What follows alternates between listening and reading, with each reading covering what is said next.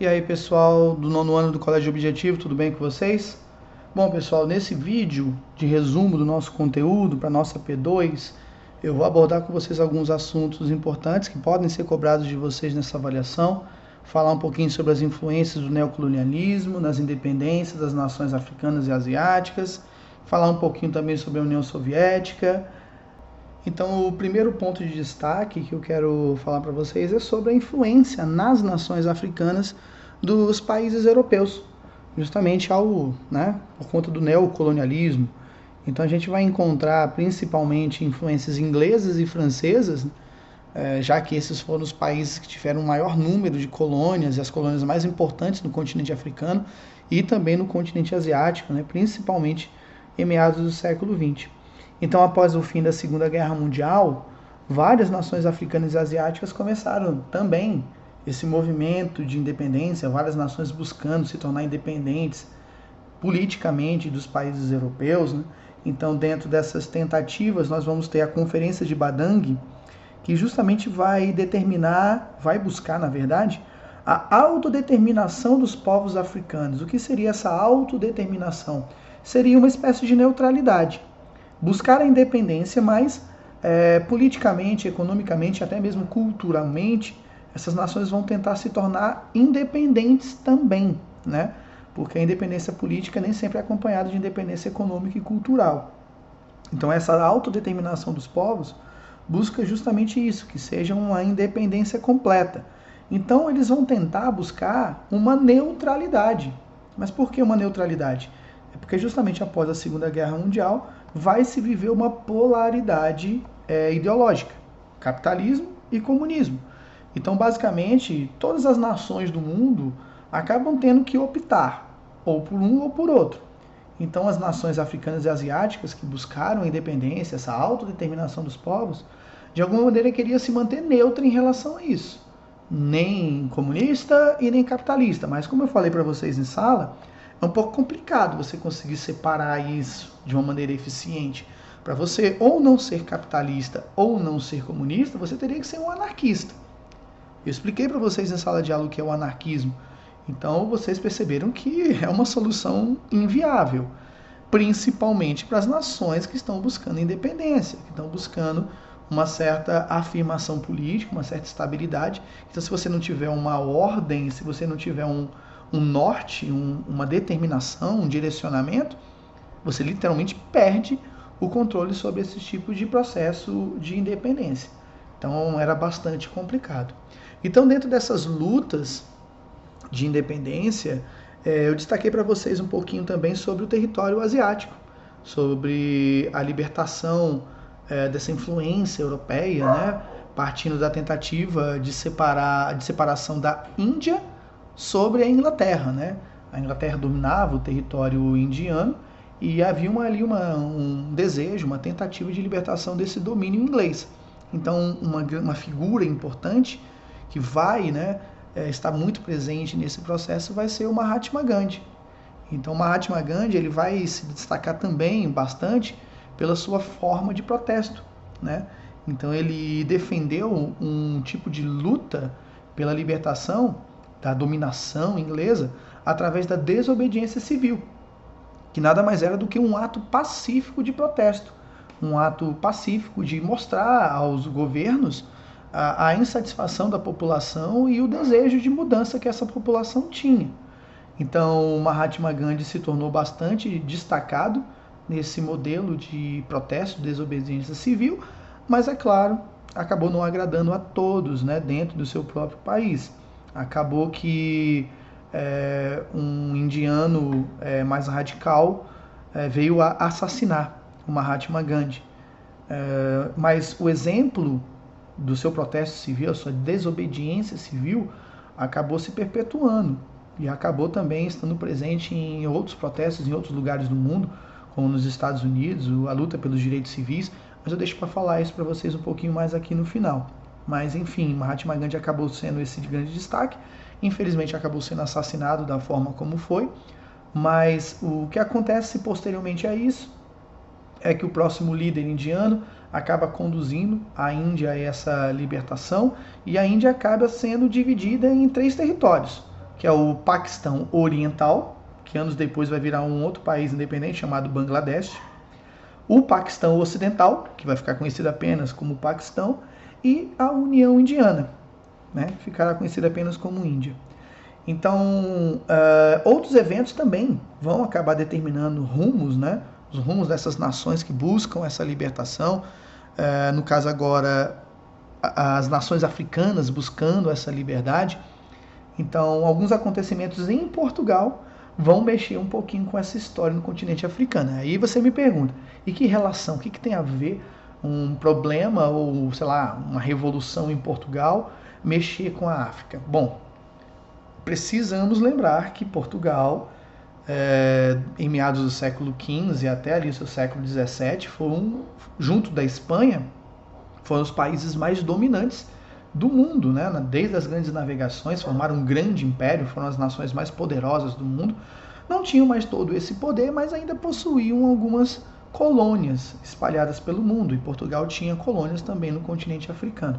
Só que nesse período já do século XX, Portugal estava sob uma ditadura militar, uma ditadura liderada pelo Antônio Salazar, um período conhecido como salazarismo. Salazar morreu já na segunda metade do século XX, houve a sucessão de Antônio Salazar e um aumento da luta pela redemocratização de Portugal. E essa redemocratização de Portugal acabou culminando também na descolonização do continente africano. Então, com essa descolonização, vai chegar ao fim o Império Português. Esse império que durava desde a época das grandes navegações, desde lá do século XV, né? Então, um império que só acaba durante o final, a segunda metade do século XX. Então, eu vou mudar um pouquinho de assunto agora e falar um pouquinho sobre União Soviética. Afinal de contas, se eu estou falando de século XX e se eu estou falando de períodos principalmente pós-Segunda Guerra Mundial, eu tenho que falar da Guerra Fria, como eu falei anteriormente, a polarização do mundo em capitalismo e comunismo. O capitalismo estava, vamos dizer que, de vento em popa, enquanto que o comunismo já estava enfrentando graves problemas.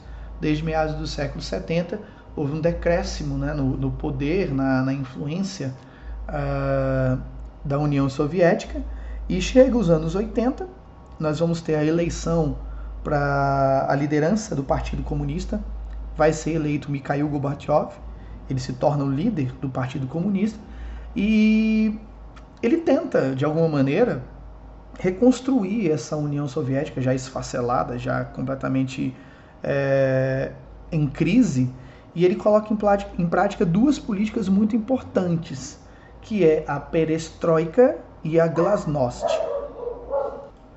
A perestroika, ela pode ser entendida como uma política que significa abertura política e econômica.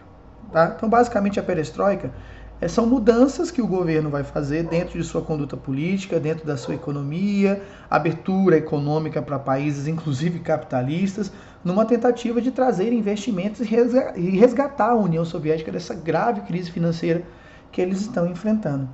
E a glasnost, ela pode ser interpretada como abertura, transparência, é o melhor termo, transparência política. É basicamente acabar com a chamada cortina de ferro, onde dificilmente as pessoas sabiam o que estava acontecendo dentro dos territórios da União Soviética.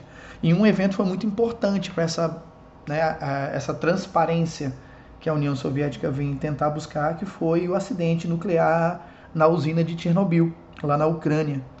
Então ficou muito claro que a política da União Soviética ela precisava ser muito mais clara, muito mais transparente, justamente para evitar problemas como aconteceram nesse acidente, né?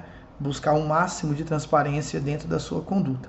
Mas, é claro, essas ações não foram suficientes para conter essa crise na União Soviética. Estava difícil resistir a essa forte crise. Então, no final dos anos 80, início dos anos 90, houve eleições em diversos países. Lá na Rússia, que fazia parte, né, da União Soviética, a principal líder da União Soviética, houve a eleição de Boris Yeltsin. E ele agora, como presidente da Rússia, ele se torna um grande opositor dessa tentativa de sobrevivência da União Soviética. Então ele acaba criando o que fica conhecido como SEI, que é a Comunidade dos Estados Independentes.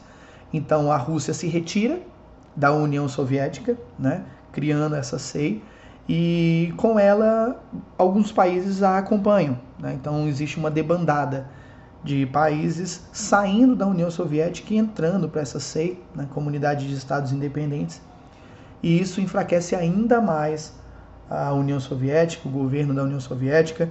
Mikhail Gorbachev acaba renunciando à presidência do Partido Comunista, e após a saída de Mikhail Gorbachev, a União Soviética acaba sendo finalizada, né? A declaração do fim da União Soviética.